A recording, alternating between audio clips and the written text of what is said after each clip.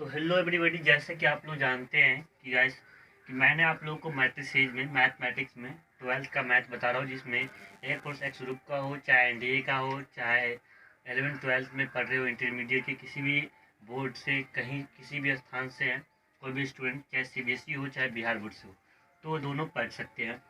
इसमें ध्यान देंगे कि स्केलर मैट्रिक्स मैंने बताया था। स्केलर मैट्रिक्स होता क्या है, तो मैंने बताया था कोई भी एक डायगोनल मैट्रिक्स होना चाहिए जो स्क्वायर मैट्रिक्स के अंदर लिखा जाता है, जिसमें आपका जो है सो डायगोनल एलिमेंट्स, यानी डायगोनल एलिमेंट जो होता है वो जो है सो सेम होना चाहिए, जिसमें ए है तीनों सेम है। तो क्या, जो भी चाहे चाहे 3x3 मैट्रिक्स हो, चाहे 2x2 मैट्रिक्स हो, चाहे 4x4 मैट्रिक्स हो, तो कोई भी स्क्वायर मैट्रिक्स हो जिसका डायगोनल एलिमेंट्स क्या होना चाहिए, सेम होना चाहिए, और बाकी जो एलिमेंट है वो जीरो हो, तो क्या कहलाएगा, वो स्केलर मैट्रिक्स कहलाएगा। ठीक है, इसमें क्लियर हो गया। इतना मैंने बता दिया था पिछले सेशन वीडियो में, और मैं आप लोगों को नेक्स्ट सेशन स्टार्ट कर रहा हूँ, उसमें आगे की ओर बता रहा हूँ, जिसमें देखते हैं कि आगे आपको आता है कौन सा कॉन्सेप्ट है वो। चलिए, तब तक नोट नहीं किया है आप लोगों ने, तब तक नोट कर लीजिए, मैं आगे बढ़ा रहा वीडियो पॉजिटिव। तो हमारा नेक्स्ट कॉन्सेप्ट आ चुका है, जो कि मैट्रिक्स में पढ़ते हैं। ट्रायंगुलर मैट्रिक्स क्या होता है? तो ट्रायंगुलर मैट्रिक्स, ये ट्रायंगुलर मैट्रिक्स आपको दो टाइप के होते हैं। सिंपल भाषा में समझ जाए तो there are two type of triangular matrix. 1 minute hold on, इसे कॉल आ रहा है। चलिए जानते हैं कि ट्रायंगुलर मैट्रिक्स टू टाइप का होता है, जिसमें पहला होता है upper triangular matrix, upper triangular matrix, और दूसरा क्या है, लोअर ट्रायंगुलर मैट्रिक्स।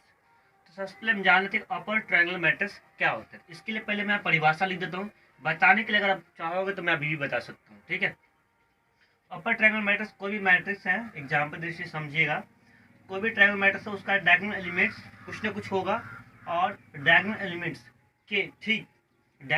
के ठीक ऊपर वाला हिस्सा कुछ ना कुछ होना चाहिए, जबकि बाकी डायगोनल एलिमेंट और डायगोनल एलिमेंट से ठीक नीचे वाला हिस्सा जीरो जीरो हो जाए, तो वो क्या हो जाएगा,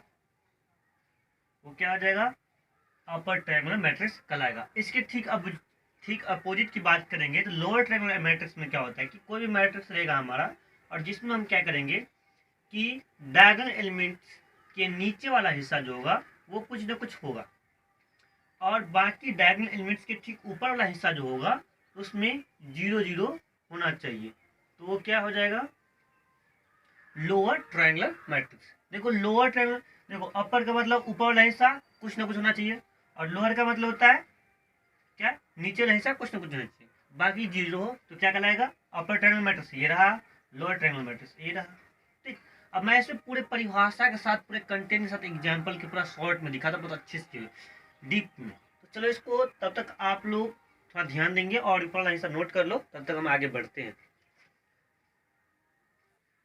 तो ये हमारा कॉन्सेप्ट आ चुका है, जिससे मैं पूरा परिभाषा लिख दिया हूँ अपर ट्रायंगुलर मैट्रिक्स का, क्योंकि ऐसे समझा तो दिया एग्जाम्पल लेके, बट क्या है आप लोगों को कि परिभाषा भी चाहिए। अब कॉपी में कुछ ना कुछ लिखा रहना चाहिए, अगर नहीं लिखा रहेगा, मान लीजिए आप सपोज भूल जाते हैं, तो आप एक बार कॉपी देख लोगे ना तो अच्छे से कंप्लीटली याद आ जाएगा। ठीक है, तो कभी भूल नहीं पाओगे। ठीक है, चलिए ध्यान देंगे कि अ स्क्वायर मैट्रिक्स, यानी कोई एक स्क्वायर मैट्रिक्स लीजिए जिसका A matrix A I J is called an upper triangle matrix. In upper triangle matrix all the elements below the principal diagonal elements are zero. मतलब कहने का मतलब, कोई एग्जांपल ले लेता हूँ मैं, इससे पूरा क्लियर हो जाएगा। मतलब मैंने एक एग्जांपल लिया ए मैट्रिक्स का, ठीक है, जिसमें क्या बोला है हमको कि अपर ट्रायंगल मैट्रिक्स में क्या होना चाहिए, all elements belong to the principal diagonal element is zero. ठीक है, इसमें क्या एक मैट्रिक्स लिया जिसमें क्या है कि मान लिया A11 A22 A33। ठीक है, ये 3x3 मैट्रिक्स का मैंने ले लिया। ठीक है, जिसमें देखा जाए तो डायगोनल एलिमेंट्स के ठीक ऊपर वाला हिस्सा कुछ ना कुछ होना चाहिए, और नीचे वाला हिस्सा क्या होना चाहिए, जीरो, यानी बिलोंग्स टू, या नीचे से बिलोंग करेगा तो जीरो होना चाहिए। ठीक है, तो मैं जीरो कर देता हूँ, ऑल द एलिमेंट्स क्या होना चाहिए, बिलोंग्स टू जीरो, और ऊपर वाला हिस्सा क्या होगा, यहाँ पे जीरो, एक ही जीरो होगा, ये रहा, और ऊपर वाला हिस्सा क्या होना चाहिए, कुछ ना कुछ होना चाहिए, डॉट मार देता हूँ मैं। ठीक है, कुछ ना कुछ होना चाहिए, तो वो ये क्या हो गया, ये आपको यहाँ कुछ ना कुछ होगा, डॉट का मतलब था कुछ ना कुछ होगा यहाँ। ठीक है, तो ये क्या कहलाएगा आपको, अपर ट्रायंगुलर मैट्रिक्स। क्लियर हुआ? जैसे एग्जांपल के लिए सपोज दैट मैंने एक एग्जांपल लिया, यहाँ मैंने एक एग्जांपल ले लेता हूँ, एग्जांपल नंबर 2 देखो, एग्जांपल नंबर 2 की ओर ध्यान दोगे तो मैंने एक मैट्रिक्स लिया, ठीक है, जिससे मैंने लिखा यहाँ पर 2 2 3 4 लिया।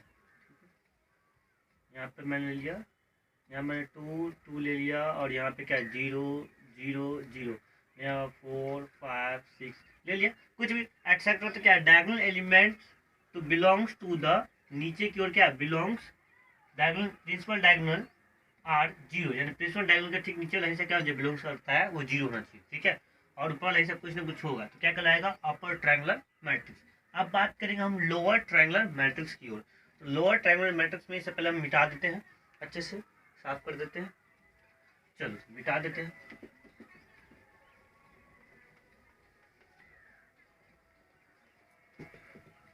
अब इसी का दो टाइप था, तो एक पार्ट था अपर ट्रायंगुलर मैट्रिक्स, दूसरा था लोअर ट्रायंगुलर मैट्रिक्स, जिसमें हम बात करेंगे सेकेंड नंबर बी ऑप्शन की, जिसमें क्या होगा lower triangular matrix. Lower triangular matrix, triangular matrix क्या होता है, इसका मैं परिभाषा दे देता हूँ, ठीक है, इसके बाद मैं पूरे समझा देता हूँ, क्योंकि इसमें भी सेम इसका जो अपर ट्रायंगुलर है उसके ठीक अपोजिट होता है लोअर ट्रायंगुलर मैट्रिक्स। तो जानते हैं इसको, थोड़ा सा एकदम मैं पोज करके मैं परिभाषा लिख देता हूँ, जिससे आप लोग क्या टाइम।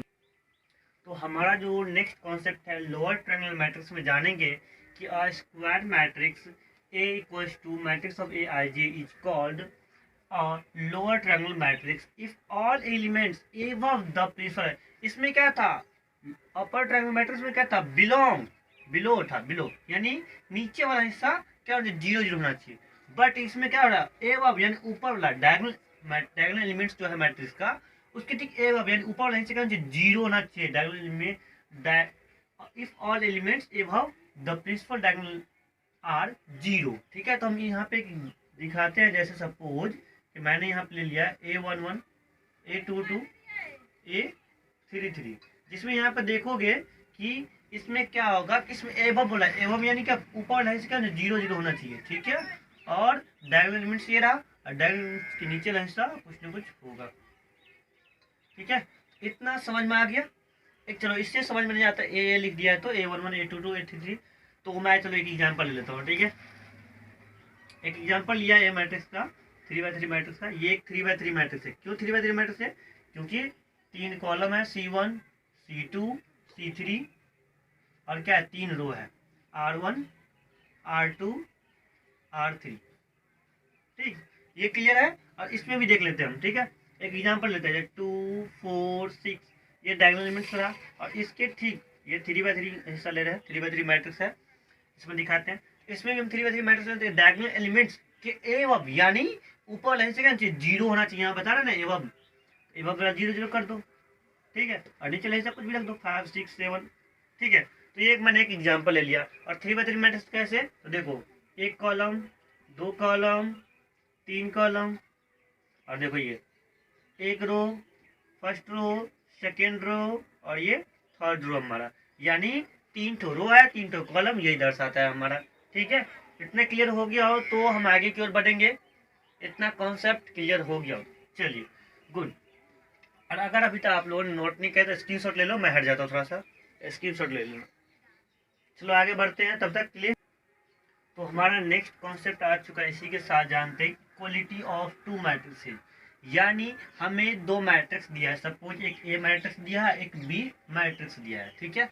तो हमें 2 मैट्रिक्स दिया, उसको इक्वलिटी कब होगा यानी इक्वल कब होगा, तो 2 मैट्रिक्स से matrix A I J and B I J are said to be equal, यानी ए मैट्रिक्स के अंदर जितने भी एलिमेंट होंगे वही बी मैट्रिक्स के अंदर जितने भी एलिमेंट होंगे वो सेम होना चाहिए, ठीक है। इसका कंडीशन है 2 ठो, जो ए और बी कंडीशन है मैं वो दिखा दे रहा हूँ, ठीक है, जिसे मैंने इसमें शॉर्ट तरीका बता देता हूँ। देखो जैसे मान लीजिए हमें ए मैट्रिक्स दिया है 2 4 5 6, ओके, तो उसी तरह से हमें बी मैट्रिक्स दे दिया है 2 5 4 6।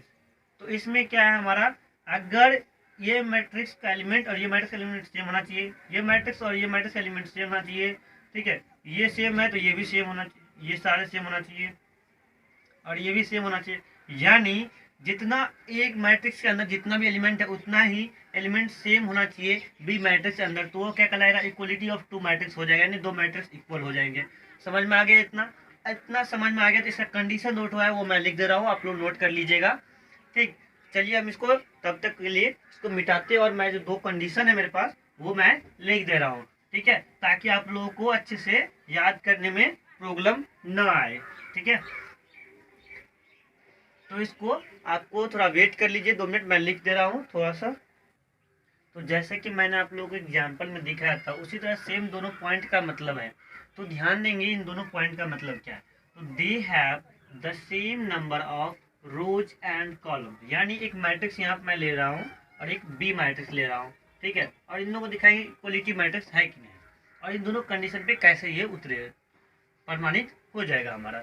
चलिए मैंने एक कंडीशन 2 4 6 8 7 5 3 2 4 ले लिया। इसी तरह ये 3x3 मैट्रिक्स है, ये तो पता है आप लोगों को, 3 रो और 3 कॉलम है। इसमें भी मैंने ले लिया सेम ऑर्डर का 2 8 3 4 7 2, और इसमें भी ले लिया मैंने, सीधा सीधा लिखा जाए ताकि आप लोग अच्छे से क्लियर समझ में आए, 6 5 4। चलो, तो मैंने ये मैट्रिक्स ले लिया।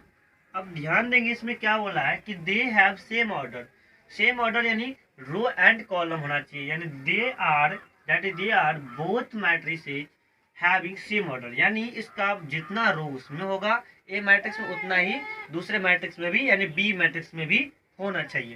तो देखो यहाँ पे क्या है, यहाँ पे first column, second column, third column. ठीक, और इसमें भी क्या है हमारा, first row, second row and third row. देखो इसमें 3 रो है, इसमें भी 3 रो होना चाहिए, 3 कॉलम होना चाहिए।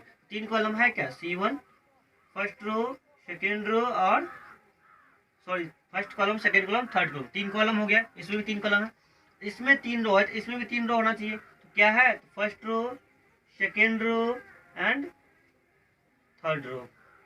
तो जितना रो इसमें है उतना ही रो इसमें भी है, जितना कॉलम इसमें है उतना इस कॉलम में भी है, यानी ए और बी कंडीशन नंबर 1 के हिसाब से सेम है, यानी इक्वल मैट्रिक्स है। अब कंडीशन नंबर 2 हम देख लेते हैं कि कंडीशन नंबर 2 हमें प्रमाणित करना है इसमें। तो क्या बोला, corresponding elements of both matrices are equal, that is for every values of I and J, यानी इसके अंदर जितना एलिमेंट्स है उतना ही बी मैट्रिक्स के अंदर एलिमेंट्स के अंदर मैट्रिक्स के अंदर एलिमेंट्स होना चाहिए। सपोज देखो यहाँ पे 2 है उतना ही इसमें भी है, जितना अंदर इसमें है उतना अंदर इसमें भी है, तो ये क्या है हमारा इक्वल मैट्रिसेज हो गया। तो इसी के साथ हम आगे कॉन्सेप्ट कल क्लास में करेंगे। तो इसी के साथ हमारा वीडियो एंड करते हैं, बहुत बड़ा लेक्चर हो जाएगा, इसलिए मैं आप लोगों के लिए ज़्यादा से ज़्यादा शॉर्ट करने की कॉन्सेप्ट कोशिश करता हूँ, ज़्यादा समझाने में जोर देता हूँ और लिखने की कम कोशिश करता हूँ। ठीक है, और एग्जाम्पल जितना क्लियर हो जाए उतना ही अच्छा है। चलिए इसी के साथ चलते हैं, नेक्स्ट क्लास में मिलेंगे आप लोगों के साथ। तो बाय बाय, और साथ ही साथ आप लोग सरस्वती पूजा की हार्दिक शुभकामनाएं मेरी तरफ से, और हमारी जीनियस एकेडमी टीम की तरफ से सरस्वती पूजा की हार्दिक शुभकामनाएं। और इसी के साथ हमारे अच्छे अच्छे वीडियो मिलते रहेंगे आप लोगों को लेक्चर में। चलते हैं, बाय बाय।